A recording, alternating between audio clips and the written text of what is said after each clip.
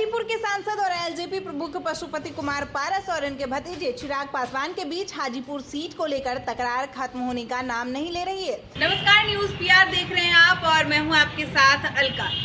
चिराग पासवान और पशुपति पारस के बीच हो रहे तकरार से बीजेपी में बड़ा संशय बरकरार हो गया है। जी हां, हम आपको बता दें कि चिराग पासवान और चाचा पशुपति पारस के आपसी तकरार के कारण कहीं बीजेपी की हार ना हो जाए।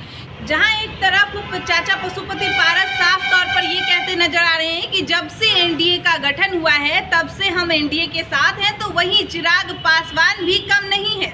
उन्होंने साफ तौर पर अपने आप को हाजीपुर का दावेदार बता दिया है।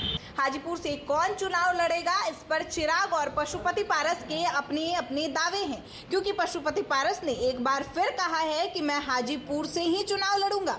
मैंने कई बार कहा है कि मैं अपने राजनीतिक जीवन के दौरान एनडीए के साथ रहूंगा और हाजीपुर के लोगों की सेवा करता रहूंगा।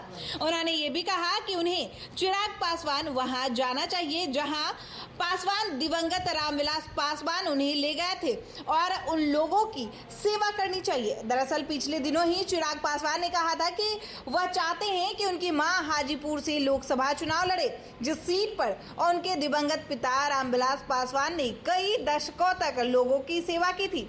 पशुपति पारस ने कहा कि हमारी पार्टी एनडीए गठबंधन के बुरे दिनों की सहयोगी है। मैंने शुरू से ही कहा था कि जब से एनडीए का गठन हुआ है तब से इसके साथ हूँ। साथ ही साथ कहा है कि हाजीपुर सीट का मेरे अलावा कोई और दावेदार नहीं है। उन्होंने कहा कि मैं दाएं बाएं होने वाला नहीं हूं।